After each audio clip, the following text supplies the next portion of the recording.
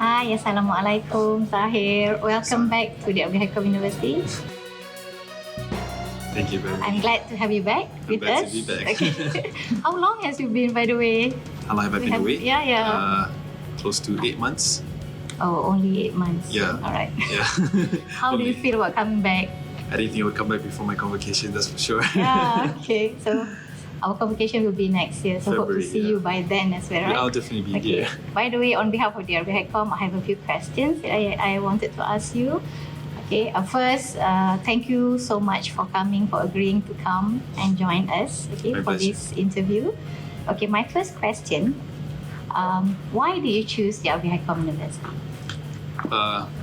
Since I was younger, I always had a passion in cars, and if this university was actually recommended to me by my dad's colleague and close friend. He used to send us to school every morning, and he told me one day, Zahir, I know a university very near here that is specializing in automotive industry, and you should maybe learn about it, check it out, maybe you'll like it. And then when the time came for me to actually select a university, I did my scouting for my research, I would say, for a few, to name Despark and TOC and DRB-HICOM itself. And also Limcott Wing, but that was more towards the far-fetched dream that I don't think could have achieved. So I decided to make the logical decision to pick the one that was best suited for me, and DRB-HICOM is very near to my house, so it's only a 40-minute drive, so I can go back anytime I want if I feel like I don't want to be here, let's say. If it's too stressful for you, right? Not to say stressful, but boring maybe, Okay. because Pekan doesn't have much. Yeah. And also, if I ever needed to go home, I could just go home anytime I wanted. And main driving factor is the automotive industry. But then you're going to ask me why did I do automotive industry, why I didn't take an automotive engineering course.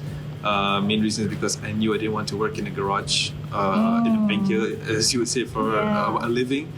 But I did want some credentials that are related to the automotive industry. Automotive industry. Yeah, so that's what led me here. Oh, that's great. That's great.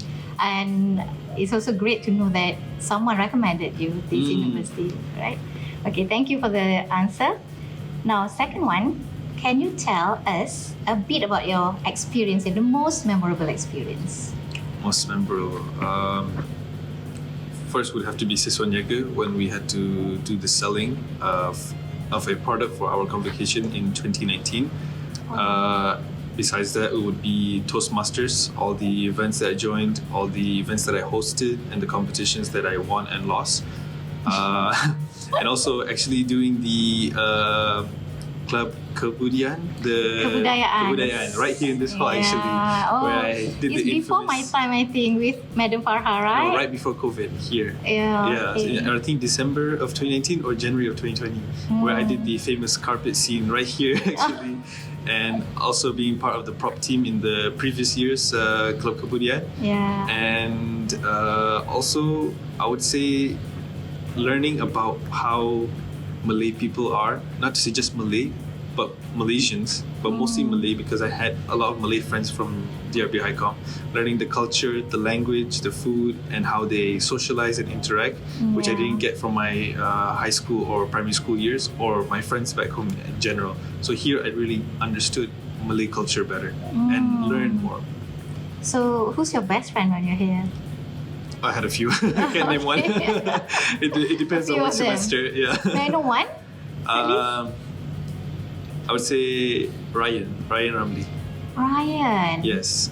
Engineering also, Yeah, right? he was a part of the aerospace composite program. Oh, I see. He actually just finished CTRM, and he'll be graduating with me in February. I think I've never met him before. I think you might have. Oh, really? I think you might have. Maybe I'll show you a photo. And then maybe you'll know. maybe. Some names are not familiar, but maybe the faces are. Exactly. All right. His face is unforgettable. Okay. Should send me the picture then. All right. Thank you for the response. The third question: what advice could you give to SPM students or those who are taking SPM or graduating from the SPM, who are considering going to college? Be sure what you want, but at the same time, don't expect what you study in college to be what you do for your career. Because from my experience with when I started working, I found out 80 to 90% of people who did whatever course, whether it be HR, IT, or logistics as me, they don't end up doing that for their 9 to 5, or maybe they don't even have a 9 to 5. They end up starting a business instead and become successful. Like in my internship at DKSH, one of our top managers, he did his degree in HR but ended up becoming a manager for logistics and supply chain. And my mentor before that, he didn't really have a solid education like most people, like me, I would say. He just did a diploma but ended up going into insurance agent, working in a bank, call center, and now he's a businessman. And he's something that I really bring that point to life. And the second thing is, don't really focus on having fun or wasting your time. Of course, it's good to have fun, but don't spend all your time just staying in your room like I did for the first few semesters. I would say really engage with the university's curricular activities. I can say I have an excuse because I wasn't that good in Malay, so I can say that's the reason why I hide away. But if that's not an issue, you should really engage with the university and the staff and the students and whatever is going on. And don't have too many high expectations. Always be down to earth. Yeah, that's what I would say. Great.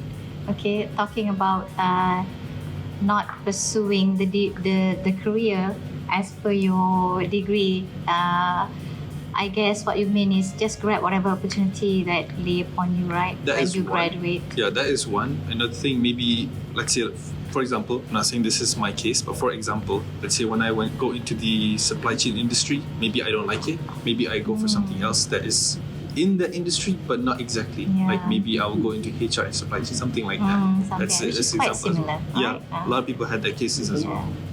All right, thank you. Okay, I think this one is the last one. Okay. In your opinion, not the last one, second last. In your opinion, has the DRB-HICOM University prepared you for your career? I would say, in some sense, yes. Like, for example, in my course, we studied mostly logistics and warehousing. And when I went into the industry of warehousing for my internship, I was actually expecting more because of what I learned. Like, for example, using RF technology or warehouse management system. But it turned out in my internship, they didn't have that. There was no RF. There was a warehouse management system, but it was very complicated and hard to understand. So I would say, yes, I was prepared in the theoretical sense. But in practical, I think it could have been better. Yeah. But in terms of theory, I was prepared, more than prepared. And just in So the the theoretical. practical part needs to be adjusted a little bit, I would like say depending so. on the organization as well. Right? Yes, Some like- organizations, the running of the company is different. The operation side is different. Exactly. But in my internship, during my time, they implemented RF. Oh. During my time. Now During they your have time. RF. When I joined, they didn't have. Oh. And then at the same time, I'm not saying that all courses are not preparing for practical, like engineering. Of course, we have state-of-the-art garages. But for supply chain, I'm giving that as an example. All right. Okay, I understand. Okay, last one. Okay, this is the right one. Last one. Okay, has the DRB-HICOM University made you a holistic individual in terms of intellectual, physical, spiritual, and social? I would say yes, because all the courses and the activities and events that I've joined, it made me become more Malaysian, I would say. That's the best answer I can give. The DRB-HICOM really made me more Malaysian. It made me better to approach people. Before, I would be a bit shy or scared to approach people and speak with them in Malay. But nowadays, when I go to a shop or something and I speak to them in Malay, they ask me, "Where did you learn Malay? How long have you been here? You speak like a local." I say, "Really? Oh, okay, thank you. I'll use that later." And just overall, in general, more confident in the language and also in the country with the people here. Yeah, that's good. Especially the social part. Sometimes I always try to my students like, when you go to the university, don't take only the academic part. You need to build your confidence, your communication skills, Yes. your social skills. That's the most important part. Because when you go out and work, that will be the basis of Correct, everything, right? You try to socialize among the co-workers and whatnot. Yes. People will not ask you what CGPA did you get, Yeah. right? But socializing, I would making say- small talks. I would say the students here don't have an issue with socializing. Yeah. in my opinion. Oh, really? The new ones, I'm not saying for all, but from my experience in diploma especially, they did have an issue with socializing. They were very social with me as well as a foreigner. Even though I couldn't speak Malay that well, they would try to speak Malay and English with me because they know I can speak. But the issue came when they weren't confident in the classroom to present in English. Yes. I'm sure you've experienced it. I'm sure you know this as well. They always say like, can we present in Malay? Yes. And they said, try your There's best no in problem English. in doing it in Malay, Yeah, of course. yeah. I mean, it is Malaysia after all, but at the end of the day, English is the standard of the world. So it's better to be able to have some... And that's the only time that you're going to use it in class. You're not going to use it outside of the class, right? Correct. Okay, so that's the last question, right? So thank you so much for agreeing to come again and for having this interview session with me. Your name come like a flash when they say like, who's we gonna ask to come for that alumni? Because the one that I remember, all the sisters are here, and you also, and then you have been an MC for our event, right? Yeah. That FOB event. Yeah, I still remember that. Yeah. FOB Appreciation Night. Yes, you were the MC, right? Correct. Good, great. Yeah. Thank you so much again. Thank you All very right, much. so thank you on behalf of DRB-HICOM University. I would like to thank our guests, our alumni, Zahir, for coming. Okay, thank you.